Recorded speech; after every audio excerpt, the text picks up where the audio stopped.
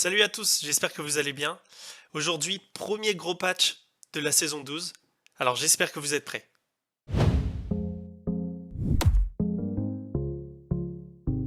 Comme d'habitude, on commence avec les champions. Et en priorité, ceux qui se font nerf. Donc il y a Lulu, Shen, Talon, Z et Kiana. Pour les trois premiers, c'est minime. Lulu perd une seconde de CD sur son Z. Shen perd un peu de dégâts sur son Q. Et Kiana est un peu moins invisible pendant son Q. En revanche, Talon perd énormément de clear de jungle. Et Z perd 35% de dégâts d'attaque sur son R. Concernant les ups, vous voyez la liste affichée, il y a beaucoup trop de champions. On va commencer avec ceux qui sont légers. Donc Yone et Yasuo qui gagnent 5% des dégâts d'attaque bonus sur leur Q. Ensuite, il y a Tristana qui gagne quelques PV de base. Nocturne lui gagne 10% de dégâts d'attaque bonus quand il est dans son Q. Et Samira, elle, gagne 50 de dégâts sur son R à tous les niveaux. Pour les ups qui sont plus conséquents, il y a Volibear qui gagne un peu de stats de dégâts d'attaque par level et gagne 2 secondes sur son E. Ensuite, il y a Veigar qui gagne de la CD sur son Q et qui, quand il tue un gros creep ou un gros monstre, gagne plus d'AP qu'avant. Et enfin, le plus gros up, celui de Senna, qui maintenant slow sur son Q, 20% plus un pourcentage de dégâts d'attaque. Donc elle peut slow jusqu'à 40% en late game. Il y a eu quelques ajustements de faits sur des champions.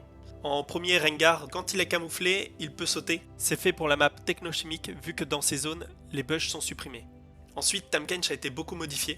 Son Q slow plus, son Z lui fait récupérer plus d'HP lorsqu'il est face à deux ennemis, et son R, il gagne de la move speed lorsqu'il dévore un ally. Donc c'est complètement fait pour retourner en bot lane en fait. Et enfin, il y a Janna, une petite refonte sur le champion. Son passif lui donne de la vitesse de déplacement que quand elle se dirige vers des alliés. Elle fait plus de dégâts en fonction de sa vitesse de déplacement bonus.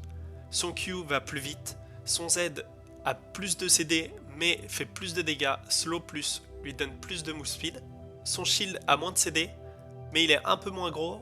En revanche, si elle touche son Q, son Z ou son R, ses shields seront plus puissants pendant 5 secondes. Et beaucoup de ses stats de base ont été modifiés.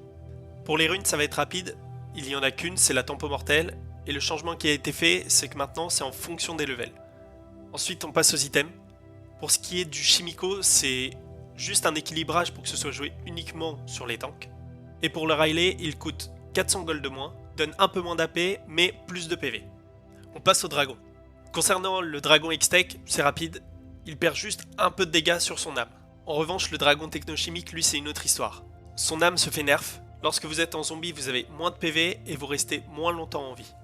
Et pour ce qui est de la map, dans les zones de camouflage, lorsque vous êtes agressif, vous restez visible une seconde de plus qu'auparavant. Et les dégâts dans ces zones sont augmentés. En bonus, le patch nous offre le retour de la RURF. Je sais que beaucoup d'entre vous kiffent ce mode, et surtout l'arrivée de Zeri. Et voilà, le patch est déjà fini. J'espère que l'analyse vous aura plu. N'hésitez pas à la partager à vos potes qui ont la flemme de lire le patch, surtout qu'il est quand même assez long. En attendant le prochain patch, je vous dis à la prochaine. Ciao.